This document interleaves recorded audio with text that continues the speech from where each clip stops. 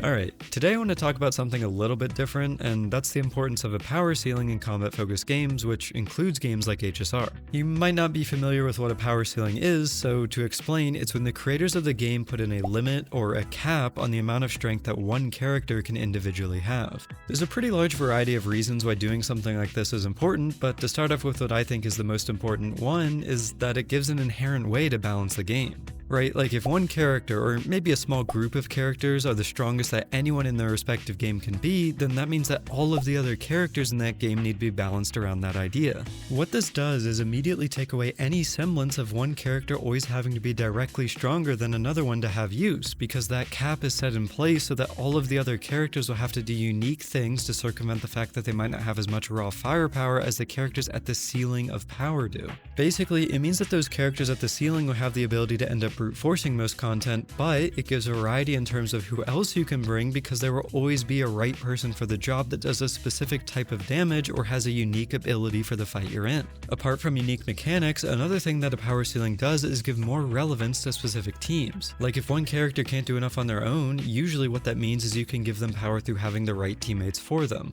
Though I hesitate to use a Hoyoverse game as an example, I think a decent comparison point is Miyabi from ZZZ. At the time of making this video, there's currently no one that's stronger than Miyabi, despite 7 characters releasing since her debut if we include their characters releasing in a week in 1.7. In the meantime, we've gotten characters like Evelyn who can somewhat reach the same ballpark of damage as Miyabi with perfect play, and also characters like Hugo who's releasing soon that offer a unique way to play by interacting with stun characters differently than other units do. None of these characters are directly as strong as Miyabi is, but they all have unique mechanics in their own right that still make them interesting to play, and all of them have teammates they want that can bring them up even further. So while yes, you can brute force pretty much every stage with Miyabi, you can go for those other characters instead because they might be more your style of gameplay. What this all does is basically incentivize you to go for characters you actually want to play instead of always having to chase that ceiling. If everything is playable, then there's almost never a need to get anyone other than the teammates that the character you want to play may enjoy pairing with. And to put all this in HSR terms, imagine if there was a world where both Maide and Imbibitor Dan Heng were of equal strength level. You would now have the choice to pick either of the two because they both fill the role of an imaginary DPS. They may not be as strong as an Emanator tier character, but either one of them could be played instead in the content that favors them, or in other words, it means that rolling wouldn't end up feeling like a necessity because you have other options to use.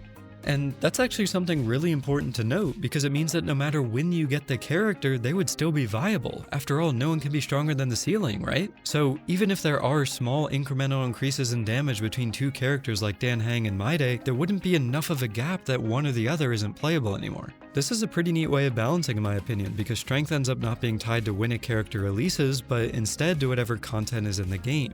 The right person for the job won't always be the most broken character. Instead, it'll be the character you want to play in the role you need, which allows every player to develop their account in different ways. And the most important part is that having this flexibility results in a lesser amount of FOMO that a lot of these games have. If you don't need to get the newest strong character, then you can get them whenever you want, even if it's years down the line. One other gacha I play called FGO is like this, which personally I think is a pretty decent point of comparison. Like, in that game, I can get a character from the day 1 launch over 9 years ago and I'll still be able to clear all the content in the game with them. Something else I think is worth mentioning here is that having a ceiling gives you goals in your game to reach for. For me personally, I generally always enjoy trying to min-max my characters so that they can reach the peak of their potential. When the game is made with a power ceiling in mind, for me it would become a goal to reach, like, alright, I want to make my other characters reach that height of power, and most gachas nowadays have gearing systems like relics or artifacts as a means to achieve that goal. For HSR though, in its current state, there's not really a way for you to ever cap out on power, and there's also never really a way for gear alone to bring up an older character to be at a similar strength level to a newer one. And that's pretty important to note there because just like in the other scenarios, a power ceiling stops us from being a problem because the gap is inherently smaller. This means that with the right gear or the right teammates, other characters can eventually reach that ceiling, or at least get close to it, and the only thing between one character and another is time. Eventually, you'd be able to bring a character up to the level of the ceiling, and as I said earlier, you get to do it with the characters you want to use, as there's never really a single best option apart from that character or small group of characters that are at the ceiling. Now, I will say that I realize some of you listening to this might consider all this pretty boring, right? Like, if every character is of similar strength levels, then what's the point of ever getting someone new? In my eyes, though, this is where the uniqueness that I've been talking about comes into play. Personally, I feel that the amount of fun you can have playing a character shouldn't really be tied to how strong the character actually is, right? Like, fun will always be something subjective, so when you're given the opportunity to play a character that's more unique in comparison to another, in my opinion, it's pretty normal to want to play the more unique thing. We can go back to the Miyabi example from ZZZ that I mentioned earlier. Sure, it's fun to sweep stages with Miyabi because she's the strongest, but if I want to have actual fun through good character design, then I'd probably play the other characters the game has to offer like Yanagi or Harumasa. Another example would be games that offer content that's soloable by certain units, like in Wuthering Waves there's characters like Danjin a 4-star or Brant a 5-star who are pretty good solo characters despite them not having the absolute best personal damage. Instead, their kits have abilities that basically gives them self-sustain, which allows them to be played in a way where if you master their mechanics, you can get a ton of value out of them.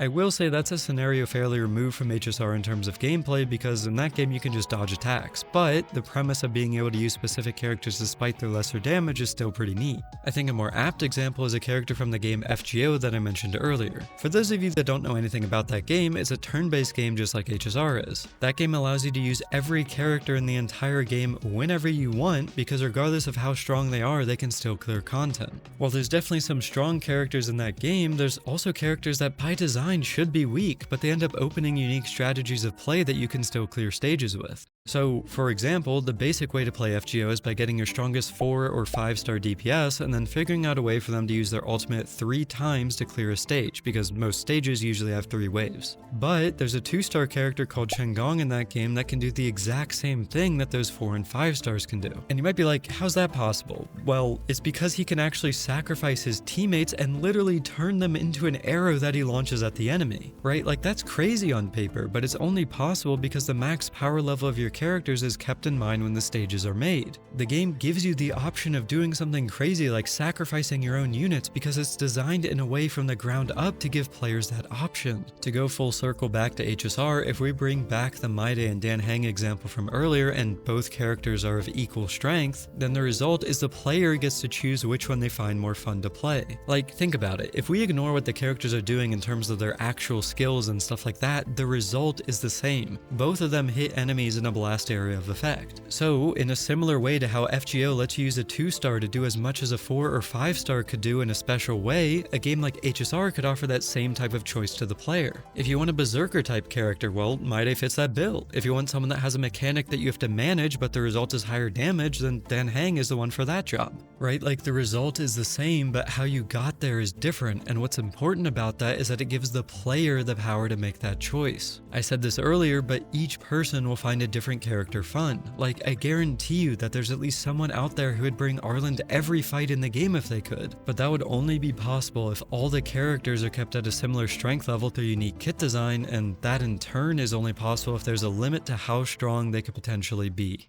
So what I've been talking about is basically what a power ceiling offers to the games that have it. It gives unit diversity and variety for the players. It also creates the ability to have more unique kit design without the need for the kit to always be super strong, and it gives players goals to reach for so that they know when their characters reach the upper limit of what they're capable of. Obviously, most of that stuff is good, but I think the most important part is that it's also a stopgap for character strength from getting out of hand. When there's no power ceiling, or when characters consistently break that ceiling, you end up with the balancing being a mess, and that's just not super great for the game as a whole. It's hard for the company to balance, and also it makes it harder for the players to have fun because they lose the ability to play the characters that they want. And to be clear here, that last bit isn't just talking about HSR. Every combat game that doesn't properly balance its power between characters can and probably will run into these problems because older characters get left behind not just in terms of strength, but also in terms of the actual design of their kit. The reason that I wanted to bring this all up within the frame of HSR is that the game has undoubtedly fallen into this trap, and I just found it interesting to look at because it actually had the potential for a power ceiling built into it, and that's the Emanator characters or others of that same tier,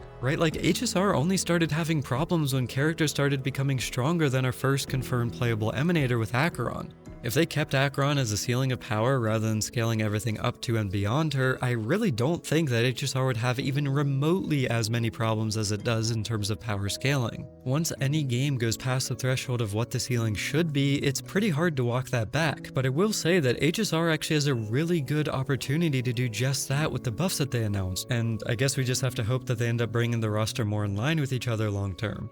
One last thing to note at the end here, you might be like, well, no one will roll for anyone, but in my opinion, there's actually a ton of reasons to roll for people, and strength is just one aspect. Like I mentioned earlier, fun is a part of it, but there's also stuff like how a character looks, what their voice is like, whether or not their animations are cool, or even how they are in the story. When the game is designed from the ground up with balance in mind, then the people making the game have to give you as the player other reasons to go for characters. Other games can and have done it, so basically what I'm saying with all this is that HSR could too.